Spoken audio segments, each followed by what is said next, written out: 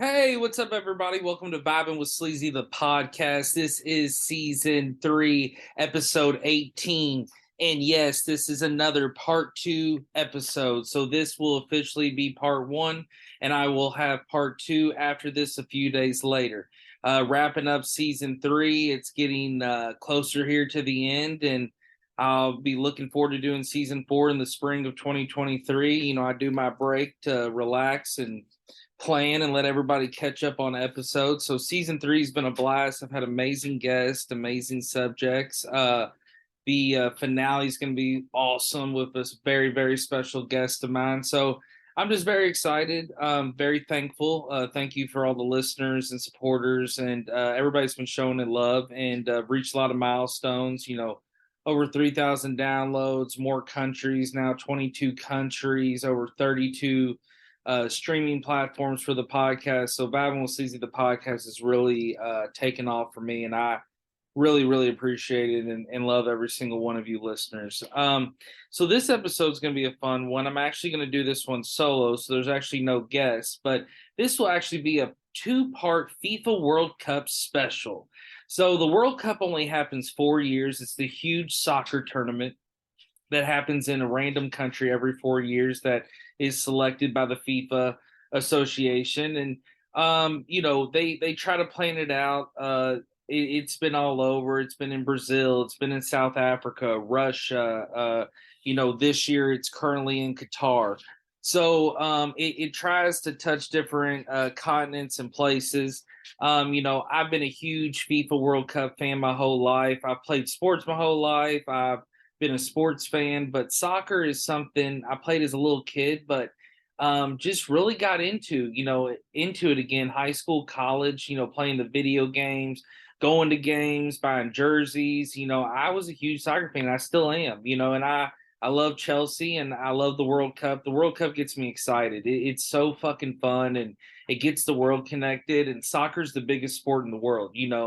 At the end of the day, in football and other countries, what they call it, the World Cup is, it's bigger than the Olympics, in my opinion.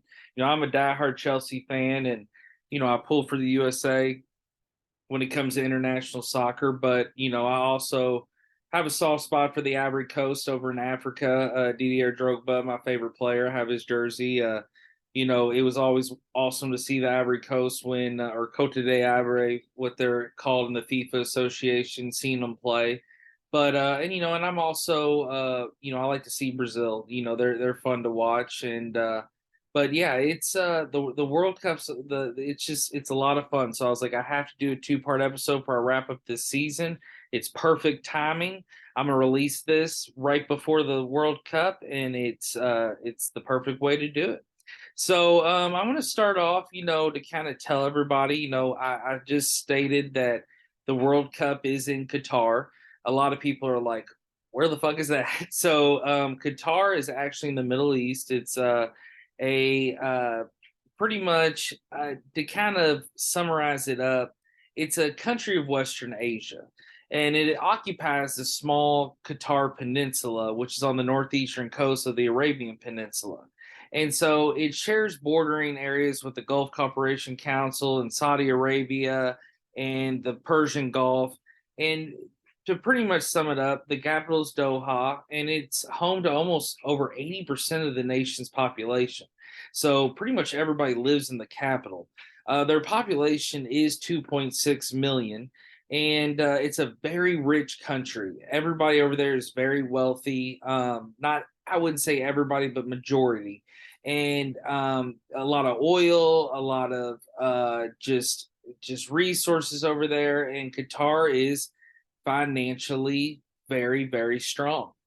And it's there's a lot of controversy. There's been human rights issues stated, which is kind of haunted this World Cup. And it's sad because it's such a special event, but FIFA's corrupt, really deep down. FIFA does this, and FIFA's been good for soccer, but also unfortunately there's been a lot of corruption, in leadership, and sadly hasn't affected the talent or, the participation and the watching, but it's just this Qatar thing is kind of just had very, very controversial circumstances. And but there's a lot of fun facts with it. Qatar is kind of on the up and up, I guess you would say, in the Middle Eastern world over there. They've hosted the 2006 Asian Games, and they never really did anything for a while, and then they hosted the 2030 Asian Games, and they're really one of the first Muslim countries in the Arab world to really host these events. And they're the third largest natural gas reserve and oil reserve, and they're a huge, large exporter. So of just natural gas in general. And so it's an interesting country. They're very strict. They're very backwards on a lot of thoughts and beliefs on stuff. And but there's a lot of history too.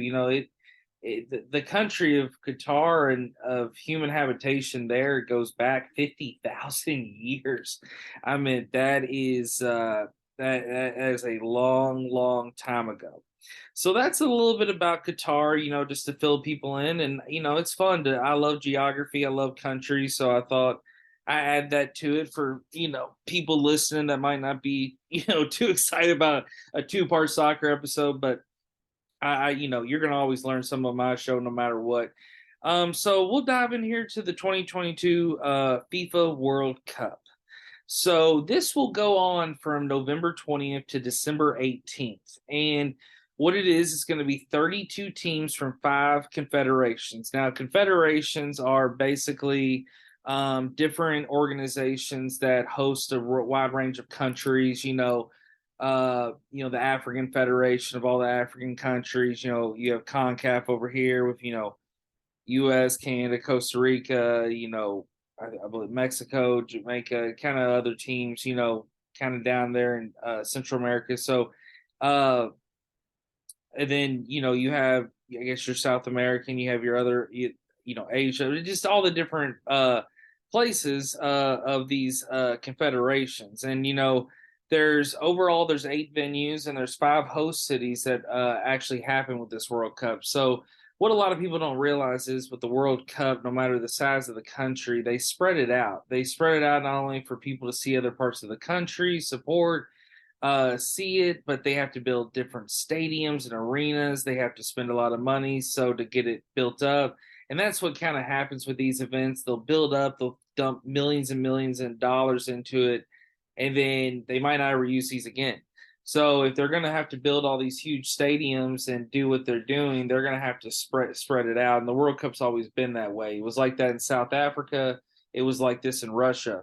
And so there's 32 teams overall. So you're going to have people from all over the world coming in because, like I said, confederations from Africa, South America, U.S., North America, Asia, Europe, at least I think Oceania down there's got places. So, and then you have with 8 venues, that's 8 stadiums. But this is a country that clearly wants to have more sports events and bring more people to the Arab world, and they're not messing around. They're spending the money, so that's why they were able to host the World Cup.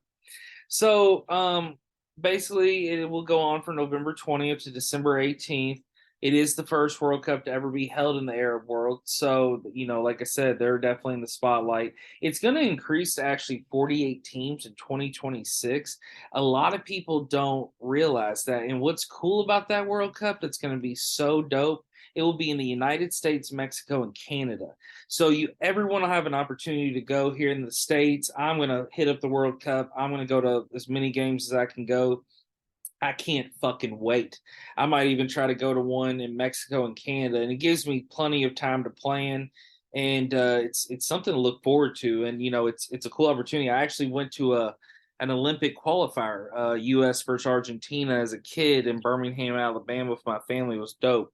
And then in Nashville, I went with several friends to Nashville, where Nissan Stadium is, where the Tennessee Titans play. They were able to host a lot of international soccer events, international friendlies, qualifiers.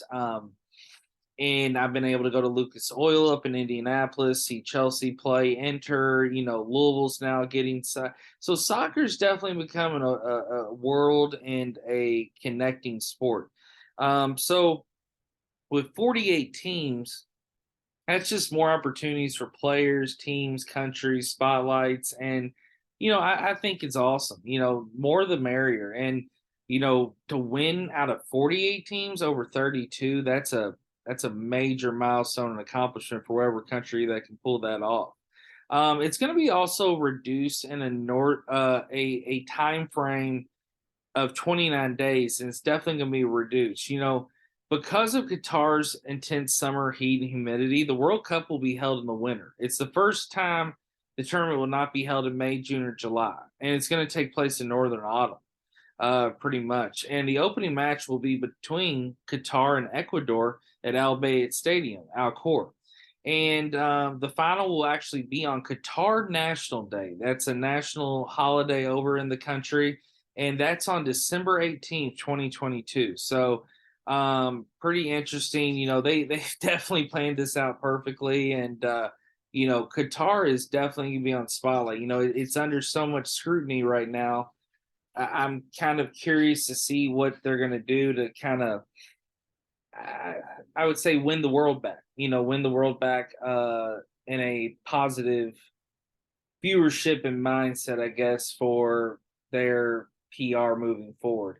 The reigning World Cup champions are France, and they did defeat Croatia 4-2 in the 2018 FIFA World Cup final. So France will be back, and so will Croatia. They both are coming out of Europe. The 22 FIFA bidding, to get to host the country, this I'll kind of move past all this country talk, but I'm giving you, this is an official World Cup episode. This ain't no bullshit. I'm kidding you with the facts. So you got to know everything. So Qatar actually won the majority of votes. United States, South Korea, Japan, Australia, they were the runners up to actually get the country, to be able to host it. And so all of those have been very interesting. Of course, we're lucky to get the United States moving forward, but Qatar took it big time, almost 14 votes. Definitely host select criticism happened, and but it didn't stop anything, and Qatar became official. Qualifications. So this is where I'll kind of get in those confederations. So there's the AFC, the CAF, the CONCACAF, the CONMEBOL, the OFC, the UEFA. So the UEFA is going to be your Europe, the CONCACAF is going to be your North America, the CONMEBOL is going to be your South America, your CAF is going to be Africa, and your AFC is going to be your Saudi Arabia, Middle Eastern countries. But you're also going to have some random countries in there. You're going to have your South Korea, Saudi Arabia, Qatar, Japan, Iran, Australia. So those are all kind of countries that don't really have a connecting or specific continent to them. They're connected to a continent, of course, but they might be an island or, breaking off from an actual continent. There was different pots of the countries that actually got in, and I'm going to do this multiple times. So that's why there is part one and part two. In part two, I'm actually in a World Cup pool.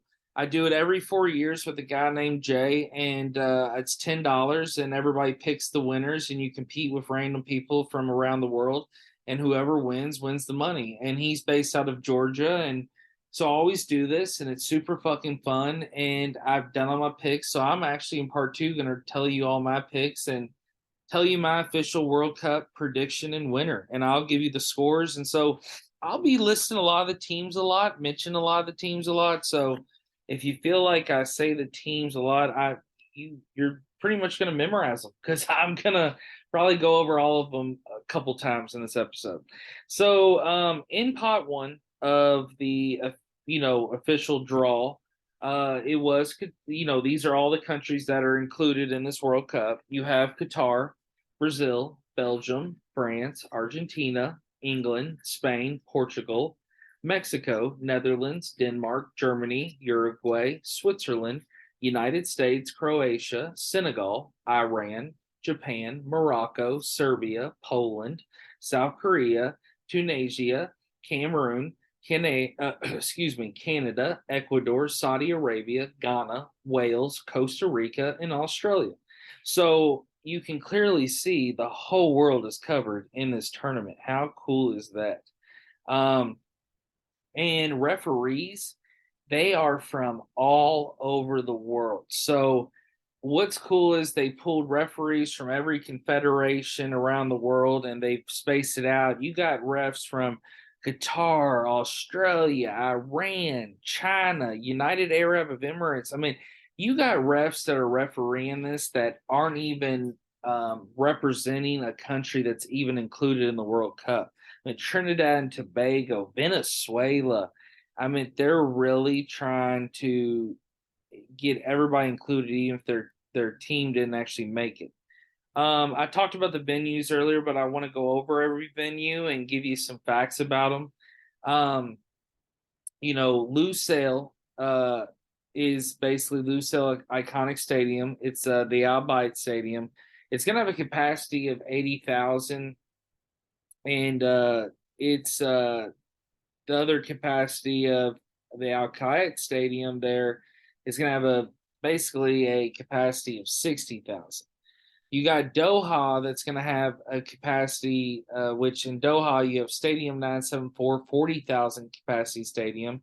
You have Al Thumama Stadium, 40,000 capacity.